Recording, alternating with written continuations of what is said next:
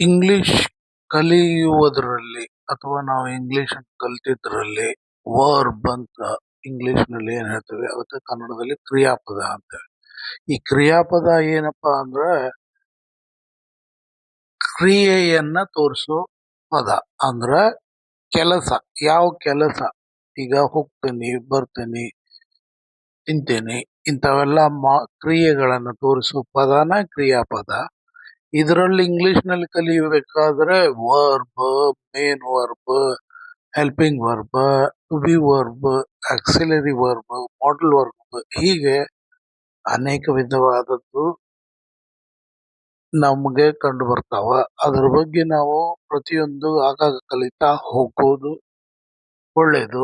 ಆದ್ರೆ ಅದರ ಬಗ್ಗೆ ಒಂದು ಆ ಮಾಹಿತಿಯನ್ನ ನಾವು ತಿಳ್ಕೊಬೇಕಾದದ್ದು ಅಂದ್ರೆ ಈ ವರ್ಬ್ ನಲ್ಲಿ ಮೇನ್ ವರ್ಬ್ ಅಂತ ಒಂದು ತಗೊಂಡ್ರೆ ಅದರಲ್ಲಿ ಎಷ್ಟ್ ಟೈಪ್ ಮಾಡ್ಯಾರ ಇವರು ಅನ್ನೋದನ್ನ ನಾವು ತಿಳ್ಕೊಬೇಕು.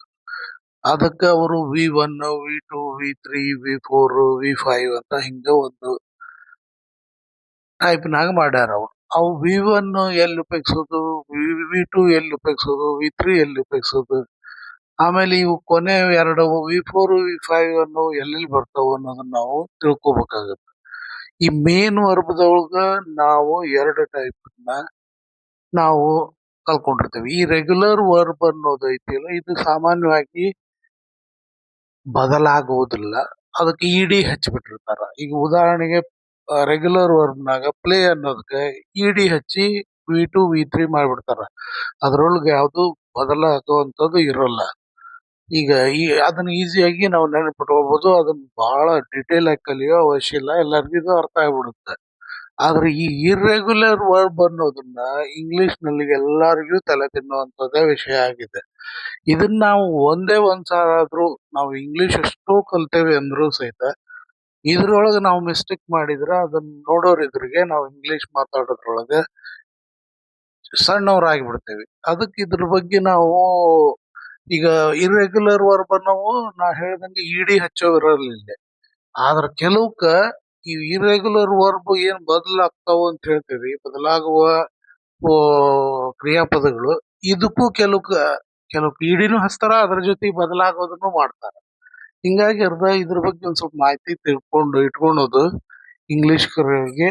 ಅದರಲ್ಲಿ ಸ್ಕೂಲಿನ ಮಕ್ಕಳಿಗೆ ಅಥವಾ ಕಾಂಪಿಟೇಟಿವ್ ಎಕ್ಸಾಮ್ ಮಾಡೋರಿಗೆ ಇದರಲ್ಲೇ ಕ್ವಶನ್ಗಳನ್ನ ಕೇಳೋದು ಜಾಸ್ತಿ.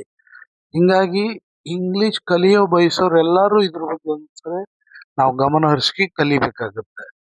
ಆ ಇವನ್ನ ರೆಗ್ಯುಲರ್ ವರ್ಬ್, ಇರೆಗ್ಯುಲರ್ ವರ್ಬ್ ಅನ್ನ ನಾವು ವರ್ಬ್ ಕಂಜುಗೇಷನ್ ಅಂತೇವೆ. ಅಂದ್ರೆ ಕ್ರಿಯಾ ಮಾಲೆಗಳು, ಕ್ರಿಯಾಪದದ ಒಂದು ಸರಣಿ ಟೈಪ್ ಬರೆಯೋದಕ್ಕೆ ವರ್ಬ್ ಕಂಜುಗೇಷನ್ ಅಂತಾರ.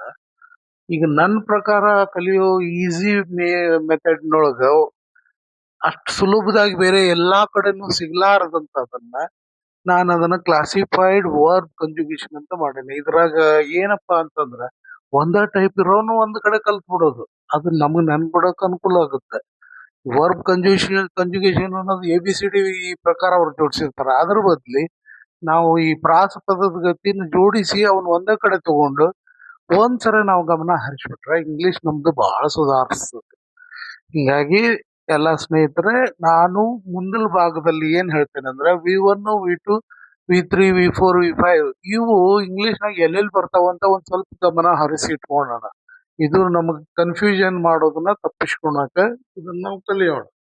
ಇದೇ ವಿಡಿಯೋದಲ್ಲಿ ಮುಂದಿನ ಚಾರ್ಟ್ ನಲ್ಲಿ ಅವನ್ನ ಯಾವ್ಯಾವುದ್ರಲ್ಲಿ ಹೇಗೆ ಉಪಯೋಗಿಸ್ಯಾರ, V1 ಅನ್ನೋದು ಸಾಮಾನ್ಯವಾಗಿ ಎಲ್ಲೆಲ್ಲಿ ಬರುತ್ತೆ, V5 ಅನ್ನೋದು ಎಲ್ಲಿ ಮಾತ್ರ ಬರುತ್ತೆ, ಹಿಂಗ ಅನ್ನೋದನ್ನ ನಾವು ತಿಳ್ಕೊಳ್ಳೋಣ. ಅದಕ್ಕೆ ನನ್ನ ಚಾನಲ್ಗೆ ತಾವೆಲ್ಲರೂ ಸಬ್ಸ್ಕ್ರೈಬ್ ಆಗ್ರಿ. ಮಕ್ಕಳು, ಅದರಲ್ಲಿ ಕಲಿಯೋ ಮಕ್ಕಳು ಇದ್ರ ಬಗ್ಗೆ ನಿಮಗೆ ಒಂದೇ ಜಾಗದಲ್ಲಿ ಎಲ್ಲ ಸಂಪೂರ್ಣ ಅದರಲ್ಲಿ ಪರ್ಫೆಕ್ಟ್ ಆಗಿ ತಿಳ್ಕೊಬೇಕು ಅನ್ನೋರೆಲ್ಲರನ್ನು ಇದಕ್ಕೆ ಚಂದಾದಾರನ್ ಮಾಡ್ಸ್ರಿ, ಅಂದ್ರೆ ಸಬ್ಸ್ಕ್ರೈಬ್ ಮಾಡಾಕತ್ರಿ. ಅವ್ರಿಗೆ ನಾನು ಬಿಡ್ತಾ ಹೋಗ್ತೀನಿ ಒಂದೇ ದಿವಸಕ್ಕೆ ಒಂದು 100 ವಿಡಿಯೋ ವರ್ಬ್ಸ್ ಹಾಕಿದ್ರೆ ಅದನ್ನ ನೋಡೋಷ್ಟು ತಾಳ್ಮೆನೂ ಇರೋದಿಲ್ಲ. ಅದರಲ್ಲಿ ವರ್ಗೀಕೃತ ಕ್ಲಾಸಿಫೈಡ್ ಮಾಡಿದ್ದನ್ನ ನೋಡ್ತಾ ಹೋದ್ರೆ ನೀವು ಇಂಗ್ಲಿಷ್ ನಲ್ಲಿ ಪರಿಣಿತರ ಆಗ್ತದೆ. ಈ ಭಾಗದಲ್ಲಿ ಇರ್ರೆಗ್ಯುಲರ್ ವರ್ಬ್ಗಳಲ್ಲಿ ಉದಾಹರಣೆಗೆ ಗೋ, ವೆಂಟ್, ಗಾನ್, ಗೋಯಿಂಗ್, ಗೋಸ್. ಇವು ವಿ1, ವಿ2, ವಿ3, ವಿ4, ವಿ5 ಅಂತ ಏನ್ ಹೆಸರು ಇಡ್ತಾರೆ ಇವಕ್ಕೆ. ಇವು ಎಲ್ಲೆಲ್ಲಿ ಬಳಕೆ ಆಗ್ತಾವು ಅನ್ನೋದನ್ನ ಸ್ವಲ್ಪ ಮಾಹಿತಿಯನ್ನ ನಾವು ತಿಳ್ಕೊಳ್ಳೋಣ. ಈ ವಿ1 ಅನ್ನೋದನ್ನ ಗೋ ಅನ್ನೋದಕ್ಕೆ ನಾವು ಹೆಸರಿಸಿದ್ರೆ ಇದು ಏನಪ್ಪಾ ಅಂದ್ರೆ ಪ್ರೆಸೆಂಟ್ ಟೆನ್ಸ್ ವರ್ಬ್ ಅಂತ ಇದನ್ನ ಕರೆಯುತ್ತಾರೆ ಸಾಮಾನ್ಯವಾಗಿ. ಯಾಕಂದ್ರೆ ಇದು ಪ್ರೆಸೆಂಟ್ ಟೆನ್ಸ್ ನಲ್ಲಿ ಬಂದೇ ಬರುತ್ತೆ. ಅದ್ರ ಜೊತೆಗೆ ಎಲ್ಲೆಲ್ಲಿ ಬರ್ತತಿ ಅಂದ್ರೆ ನಾ ಹೇಳ್ದಂಗೆ ಇದು present tense, simple present tense ನಾಗಂತೂ ಬರುತ್ತೆ. ಅದೇ ಸಿಂಪಲ್ ಪ್ರೆಸೆಂಟ್ ಟೆನ್ಸ್ ನಾಗ ಮೋಡಲ್ ವರ್ಬ್ ಅಂತ ಏನು ಉಪಯೋಗಿಸ್ತೀವಿ, ಕ್ಯಾನ್, ಮೇ, ಮಸ್ಟ್, ಶುಡ್, ಈ type, need to go, have to go ಅನ್ನಲ್ಲಿ ಈ ವಿ1 ಅನ್ನೋದು ಬರುತ್ತೆ. ಮೂರನೇದು ವಿಲ್ ಮತ್ತು ಶಾಲ್ ಹಾಕಿ ಏನು ಭವಿಷ್ಯತ್ ಕಾಲದ ಅಂದ್ರೆ ಸಿಂಪಲ್ ಫ್ಯೂಚರ್ ಟೆನ್ಸ್ ಅಂತ ಮಾಡ್ತೀವಿ, ಅಲ್ಲಿಯೂ ಇದು ಬರುತ್ತೆ. ನಾಲ್ಕನೇದು ಏನಪ್ಪಾ ಅಂದ್ರೆ ಇದು ಪಾಸ್ಟ್ ಟೆನ್ಸ್ ನಾಗೂ ಬರುತ್ತೆ. ಇದ್ರ ಹೆಸರು ಪ್ರೆಸೆಂಟ್ ಟೆನ್ಸ್ ವರ್ಬ್ ಇರ್ಬೋದು, ಇದು ಪಾಸ್ಟ್ ಟೆನ್ಸ್ ನಾಗ ಎಲ್ಲಿ ಬರುತ್ತೆ ಅಂತಂದ್ರ ಆ ಇಂಟರಾಕ್ಟಿವ್ ನೆಗೆಟಿವ್ ಸೆಂಟೆನ್ಸ್ ಅಂದ್ರೆ ಪ್ರಶ್ನಾರ್ಥಕ ಮತ್ತು ನಕಾರಾತ್ಮಕ ವಾಕ್ಯಗಳನ್ನು ಭೂತಕಾಲದಾಗ ಮಾಡ್ಬೇಕಾದ್ರ ಅಲ್ಲಿ ಭೂತಕಾಲದ ವರ್ಬ್ ಅನ್ನು ಉಪಯೋಗಿಸೋ ಬದ್ಲಿ ಈ ವರ್ಬ್ ಅನ್ನ ಅಂದ್ರೆ ವಿ1 ಪ್ರೆಸೆಂಟ್ ಟೆನ್ಸ್ ವರ್ಬ್ ಅನ್ನ ಅಲ್ಲಿ ಬಳಸ್ತಾರ. ಆಮೇಲೆ ಪಾಸ್ಟ್ ಟೆನ್ಸ್ ನೊಳಗ ಮಾಡಲ್ ವರ್ಬ್ ಇರ್ತಾವ. ಈ ಕ್ಯಾನ್ ಬದ್ಲಿ ಕುಡ್ ಅಂತೇವಿ, ಅಲ್ಲೇ ಮೈಟ್ ಅಂತೇವಿ, ಅಥವಾ ಯೂಸ್ಡ್ ಟು. ಹಿಂಗ ಪಾಸ್ಟ್ ಟೆನ್ಸ್ ವಾಕ್ಯಗಳನ್ನ ಮಾಡುವಾಗ ಭೂತಕಾಲದಲ್ಲಿ ಮಾಡುವಾಗ ಸಹಿತ ಈ ವಿ1 ಅನ್ನೋದನ್ನ ತಗೊಂತೇವೆ. ಹಿಂಗ ಕನಿಷ್ಠ 5 ಕಡೆನಂತೂ ಈ ಇದು ಬಳಕೆಗೆ ಬರುತ್ತದೆ. ಎರಡನೇದಪ್ಪ ಏನಂತಂದ್ರ ವಿ2 ಅಂದ್ರೆ ಈಗ ಉದಾಹರಣೆದೊಳಗ ಗೋ ಬದ್ಲಿ ವೆಂಟ್ ಅಂತ ಉಪಯೋಗಿಸ್ತೇವೆ. ಇದು ಸಾಮಾನ್ಯವಾಗಿ ಬೇರೆ ಎಲ್ಲೂ ಬರಲ್ಲ, ಬರೇ ಸಿಂಪಲ್ ಪಾಸ್ಟ್ ಟೆನ್ಸ್ ನ ಮಾತ್ರ ಬರ್ತೈತಿ. ಅಂದ್ರ ಸಾದಾ ಭೂತಕಾಲದೊಳಗ ಅಲ್ಲಿ ನಾವು ಅಫರ್ಮೇಟಿವ್ ಸೆಂಟೆನ್ಸ್, ಇವು ಸಾದಾ ವಾಕ್ಯಗಳು ಅವು ಏನು ಸರಳ ವಾಕ್ಯ ಮಾಡ್ತೇವಲ್ಲ ಅಲ್ಲಿ ಮಾತ್ರ ವೆಂಟನ್ನ ಉಪಯೋಗಿಸಬಹುದು. ಇದು ಬೇರೆ ಎಲ್ಲಿಯೂ ಬರಲ್ಲ.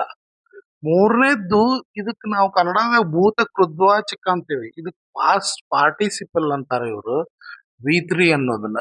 ಇದು ಗೋ, ವೆಂಟ್, ಗಾನ್, ಇದು ಮೂರನೇದು ಏನೈತಲ್ಲ ಇದು ಬಹಳ ಇಂಪಾರ್ಟೆಂಟ್. ಇದು ಬಹಳ ಕಡೆನೂ ಬರ್ತದೆ. ಸಾದಾ ವಾಕ್ಯ ಏನು ಸೆಂಟೆನ್ಸಸ್ ಇರ್ತಾವ ಅಲ್ಲೆಲ್ಲಾ ಕಡೆನೂ ಇದು ಪರ್ಫೆಕ್ಟ್ ಟೆನ್ಸ್ ಅನ್ನೋದ್ಲಿ ಬರ್ತೈತಿ. ಈಗ ಪ್ರೆಸೆಂಟ್ ಟೆನ್ಸ್ ನಾಗೂ ಪರ್ಫೆಕ್ಟ್ ಟೆನ್ಸ್ ಅಂತ ಐತಿ, ಪಾಸ್ಟ್ ಟೆನ್ಸ್ ನಾಗೂ ಪರ್ಫೆಕ್ಟ್ ಟೆನ್ಸ್ ಐತಿ, ಅಂದ್ರೆ ಪೂರ್ಣ ಕಾಲ. ಅಲ್ಲೆಲ್ಲಾ ಮೂರುದ್ರಾಗೂ ಇದು ಬರ್ತೈತಿ. ಪ್ರೆಸೆಂಟ್ ಟೆನ್ಸ್ ನಾಗ ಪ್ರೆಸೆಂಟ್ ಪರ್ಫೆಕ್ಟ್ ಟೆನ್ಸ್ ನೊಳಗ ಹ್ಯಾಸ್ ಮತ್ತು ಹ್ಯಾವ್ ಬಂದಲ್ಲಿ ಈ ಭೂತ ಕೃದ್ವಾಚಕ ಅಂದ್ರೆ ಪಾಸ್ಟ್ ಪಾರ್ಟಿಸಿಪಲ್ ಗಾನ್ ಅನ್ನೋದು ಇದೆಲ್ಲ ಬರ್ಲೇಬೇಕು, ಇಲ್ಲ ನಮ್ಮ ವಾಕ್ಯ ಅದು ತಪ್ಪೈತಿ ಅಂತ. ಹಿಂಗಾಗಿ ಇದ್ರ ಮೇಲೆ ಕ್ವಶನ್ ಬಹಳ ಬರ್ತಾವು. ಆಮೇಲೆ ಇಂಗ್ಲಿಷ್ ಮಾತಾಡೋರ್ಗು ಯಾವತ್ತು ಈ ಪಾರ್ಟಿಸಿಪಲ್ ಏನೈತಿ ಪಾಸ್ಟ್ ಪಾರ್ಟಿಸಿಪಲ್ ಇದನ್ನೇ ಉಪಯೋಗಿಸೋದ್ರಿಂದ ಅವರು ಗ್ರಾಮರ್ ಕರೆಕ್ಟ್ ಅದಾರ ಅಂತ ಅರ್ಥ ಆಗುತ್ತದೆ. ಪ್ರೆಸೆಂಟ್ ಟೆನ್ಸಿನ ಟೈಪ್ ಪಾಸ್ಟ್ ಪರ್ಫೆಕ್ಟ್ ಟೆನ್ಸ್ ನಲ್ಲಿ ಇದು ಹ್ಯಾಡ್ ಅಂದಲ್ಲಿ ಏನ್ ಬಳಸ್ತೀವಿ ಅಲ್ಲಿ ಮಾತ್ರ ಒಂದೇ ಬರ್ಲೇಬೇಕು. ಹಂಗೆ ಫ್ಯೂಚರ್ ಟು ಪರ್ಫೆಕ್ಟ್ ಟೆನ್ಸ್ ನೊಳಗೂ ಸಹಿತ ವಿಲ್ ಹ್ಯಾವ್, ಶಾಲ್ ಹ್ಯಾವ್ ಅಂದಲ್ಲಿ ಗಾನ್ ಅನ್ನೋದು ಬರುತ್ತೆ. ಅಂದ್ರೆ ಪಾಸ್ಟ್ ಪಾರ್ಟಿಸಿಪಲ್ ವಿ3 ಅನ್ನೋದು ಬರುತ್ತೆ. ಇವು ಎಲ್ಲ ಸಾದಾ ಸೆಂಟೆನ್ಸ್ ಜೊತೆಗೆ ಬರೋದ್ರ ಜೊತೆಗೆ ಇದು ಪ್ಯಾಸಿವ್ ವಾಯ್ಸ್ ನಲ್ಲಿನೂ ಬರುತ್ತೆ. ಪ್ಯಾಸಿವ್ ವಾಯ್ಸ್ ನಲ್ಲಿ ನಾವೇನ್ ಬಳಸ್ತೇವಲ್ಲ ಅವು ಹೆಲ್ಪಿಂಗ್ ವರ್ಬ್ಸ್ ಈಸು, ಆರು, ಆಮ್, ಭೂತಕಾಲದಾಗ ವಾಸ್, ವೇರ್. ಹಂಗ ಇಂಗ್ಲಿಷ್ ಫ್ಯೂಚರ್ ಟೆನ್ಸ್ ನಾಗ ವಿಲ್ ಬಿ, ಶಾಲ್ ಬಿ ಅಂತಲ್ಲಿ ಇದನ್ನ ಪಾರ್ಟಿಸಿಪಲ್ ಉಪಯೋಗಿಸ್ಬೇಕು. ಪಾಸ್ಟ್ ಪಾರ್ಟಿಸಿಪಲ್ ಮೂರನೇ ವರ್ಬ್ ಫಾರ್ಮ್ ವಿ3 ಅನ್ನೋದನ್ನ ಗಾನ್ ಅನ್ನೋದು ಹಂಗ ಅದನ್ನ ಬಳಸಲೇಬೇಕು. ಹಿಂಗಾಗಿ ಈ ವಿ3 ಅನ್ನೋದು ಬಹಳ ಇಂಪಾರ್ಟೆಂಟ್ ಐತಿ. ಇದ್ರ ಬಗ್ಗೆ ನಾನು ಕ್ಲಾಸಿಫೈಡ್ ಆಗಿ ಅಂದ್ರೆ ವರ್ಗೀಕೃತವಾಗಿ ಒಂದೇ ತರ ಇರೋಲ್ಲ, ಒಂದೇ ಕಡೆ ಮಾಡ್ತಾ ಮುಂದಲ ವಿಡಿಯೋದಲ್ಲಿ ತಿಳಿಸ್ತಾ ಹೋಗ್ತೀನಿ. ಅದರಲ್ಲಿ ಹೊಸದನ್ನ ಕಲೀಲಿಕ್ಕೂ ಅನುಕೂಲ ಆಗ್ತದೆ. ಇನ್ನು ಉಳಿದಿದ್ವು ಅವು ಎಷ್ಟು ಟೈಪ್ ಇದಾವಲ್ಲ ಒಂದೇ ಕಡೆ ನಿಮಗೆ ಸಿಗ್ಲಿಕ್ಕೆ ಸಾಧ್ಯ ಐತಿ. ಹಿಂಗಾಗಿ ಇವು ಮೂರನ್ನ ಬಳಸಿ ಮುಂದೆ ಬಳಸ್ಕೊಂತ ಹೋಗೋಣ. ಹಿಂಗ ವಿ4 ವಿ5 ಅನ್ನೋದು ಜಾಸ್ತಿ ಇಂಪಾರ್ಟೆಂಟ್ ಅಲ್ಲ. ಇದು ನಾವು ಗೋ ಅನ್ನೋದಿದ್ದಾಗ ಗೋಯಿಂಗ್ ಅಂತೇವಿ. ಇದು ING ಪ್ರತ್ಯಯ ಹಚ್ಚೋದ್ರಿಂದ ಇದು ಪ್ರೆಸೆಂಟ್ ಪಾರ್ಟಿಸಿಪಲ್ ಅಂತ ಕರಿತೇವೆ. ಇದಕ್ಕೆ ಅಂದ್ರೆ ವರ್ತಮಾನ ಕೃದ್ವಾಚಕ ಅಂತ. ಒಂದನೇದಕ್ಕೆ ಭೂತ ಕೃದ್ವಾಚಕ ಅಂದಿದ್ವಿ, ಪಾಸ್ಟ್ ಪಾರ್ಟಿಸಿಪಲ್ಗೆ ಇದು ಪ್ರೆಸೆಂಟ್ ಪಾರ್ಟಿಸಿಪಲ್ ING ಹಚ್ಬಿಟ್ಟಿರ್ತಾರೆ. ಇದು ಎಲ್ಲ ಹೆಲ್ಪಿಂಗ್ ವರ್ಬಿನ ಜೊತೆಗೆ ಎಲ್ಲಾ ಕಡೆನೂ ಬರ್ತದೆ ಇದನ್ನ ನಾವು ಆ, ಆ, 3 ಕಂಟಿನ್ಯೂಸ್ ಟೆನ್ಸ್ ನಾಗೂ ಬಳಸ್ತೇವೆ. V4 ಅನ್ನೋದನ್ನ, ಗೋಯಿಂಗ್ ಅನ್ನೋದನ್ನ, ಆಮೇಲೆ ಒಂದು ಜಿರಂಡ್ ಅಂತ ಬರುತ್ತೆ. ಅದರಲ್ಲಿ ಸಹಿತ ಅದಕ್ಕೆ ಇಂಗ್ಲಿಷ್ ನಾಗ ಏನ್ ಅನ್ಬಹುದು ಅಂದ್ರೆ ಇಂಗ್ಲಿಷ್ ವರ್ಬಲ್ ನೌನ್ ಅಂತ ಬರುತ್ತೆ. ಅಲ್ಲಿ ಎಂಡಿಂಗ್ ING ಹಚ್ಚಿದ್ವು ಅಂದ್ರೆ ಈ V4 ರೂಪವನ್ನ ಅವನ್ನ ಅಲ್ಲಿ ಬಳಸ್ತೇವೆ. ಆ ಬಳಕೆಗೆ ನಲ್ಲಿ ಬಳಸೋದಕ್ಕೆ ಕನ್ನಡದ ನಾವು ಏನ್ ಹೇಳ್ಬೋದಪ್ಪ ಅಂದ್ರ ಭಾವ ಕ್ರಿಯಾ ರೂಪಕ ಅಥವಾ ಕೃದಂತ ಭಾವನಾಮ ಅಂತ ಇದನ್ನ ಕರಿತೇವೆ. ಸೊ ಹೀಗಾಗಿ ಆಮೇಲೆ ಕೊನೆಗೆ ಈಗ ಗೋದಕ್ಕೆ ES ಹಚ್ಚೋದು, ಅದು ಕೆಲವು ವರ್ಬ್ಗೆ ಬರೀ ಎಸ್ ಹಚ್ಚೋದು, ಇವನ್ನ ಹಿ ಸಿ ಇಟ್ ಅಂದ್ರೆ ಫಸ್ಟ್ ಥರ್ಡ್ ಪರ್ಸನ್ ಒಳಗ ಸಿಂಗ್ಯುಲರ್ ನಲ್ಲಿ ಮಾತ್ರ ಹಿ ಸಿ ಇಟ್ ಅಂತ ಎಲ್ಲಿ ಬಳಸ್ತೇವಲ್ಲ ಅಲ್ಲಿ V5 ರೂಪ ಬಳಸ್ತೀವಿ. ಅದಕ್ಕೆ ಪ್ರೆಸೆಂಟ್ ಟೆನ್ಸ್ ವರ್ಬ ಅದ ಆದ್ರೆ V1 ಟೈಪ್ ಇದ್ದಲ್ಲೇ ಅದು ಹಿ ಸಿ ಇಟ್ ಇದ್ದಾಗ ಮಾತ್ರ V5 ಅನ್ನೋದನ್ನ ಬಳಸ್ಬೇಕು. ಇದ್ರ ಮೇಲೂ ಯಾವುದೇ ಒಂದು ಕಾಂಪಿಟೇಟಿವ್ ಎಕ್ಸಾಮ್ನಾಗ ಕ್ವಶನ್ಗಳು ಬಾಳ್ ಬರ್ತಾವ. ಯಾಕಂದ್ರೆ ಅಲ್ಲಿ V1 ಬಳಸೋದಲ್ಲ V5 ಬಳಸ್ತೇವೆ. ಅಲ್ಲಿ ಕಾರಣ ಇಷ್ಟ, ಹಿ ಸಿ ಇಟ್ ಈ ರೂಪದ ಏಕವಚನ ಸರ್ವನಾಮದ ಜೊತೆಗೆ ಇದನ್ನ ಬಳಸ್ತೇವೆ. ಹಿಂಗಾಗಿ ಅರ್ಧ ಈ ವಿಡಿಯೋದಲ್ಲಿ ಇಷ್ಟೇ ಮಾಡಿರೋದು. ಇವು ಮುಂದಲ್ದಕ್ಕೆ ಎಲ್ಲದಕ್ಕೂ ಇದು ಮಾಹಿತಿ ಕೊಟ್ಟಂಗಾಗುತ್ತೆ. V1 ಎಲ್ಲಿ ಬರುತ್ತೆ, V3 ಎಲ್ಲಿ ಬರುತ್ತೆ, ಯಾವ್ದಕ್ ಜಾಸ್ತಿ ಇಂಪಾರ್ಟೆಂಟ್ ಐತಿ.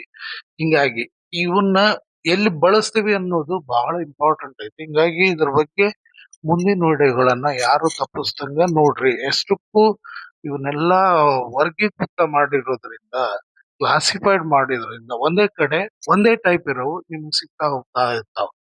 ಮಕ್ಕಳಿಗಂತೂ ಅತಿಯಾಗಿ ಇದು ಉಪಯೋಗ ಬರುವಂತ ಈ ವರ್ಬ್ ಸೆಕ್ಷನ್ ನಲ್ಲೇ ಇಂಗ್ಲಿಷ್ ನಲ್ಲೇ ಇದೊಂದು ಮೇನ್ ಮುಖ್ಯವಾದದ್ದು ಅಂತ ನಾನು ಹೇಳಕ್ ಬಯಸ್ತೀನಿ.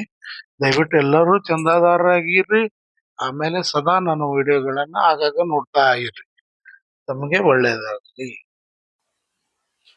ಮಿತ್ರರೇ, ತಾವು ನನ್ನ ಚಾನಲ್ಗೆ ಹೊಸ ವೀಕ್ಷಕರಾಗಿದ್ದರೆ ದಯವಿಟ್ಟು ನನ್ನ ಚಾನಲ್ ಅನ್ನು ಸಬ್ಸ್ಕ್ರೈಬ್ ಮಾಡಿರಿ. ಮರೆಯದೆ ವಿಡಿಯೋವನ್ನು ಲೈಕ್ ಮಾಡಿರಿ ಹಾಗೂ ತಮ್ಮ ಅಭಿಪ್ರಾಯವನ್ನು ಕಾಮೆಂಟ್ಗಳ ಮೂಲಕ ತಿಳಿಸಿರಿ.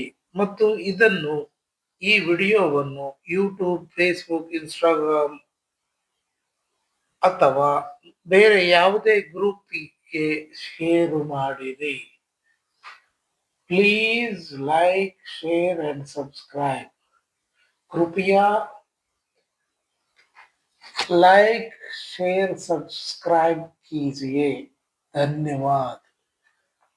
ತಮಗೆಲ್ಲರಿಗೂ ವಂದನೆಗಳು. Thanks to you all the best.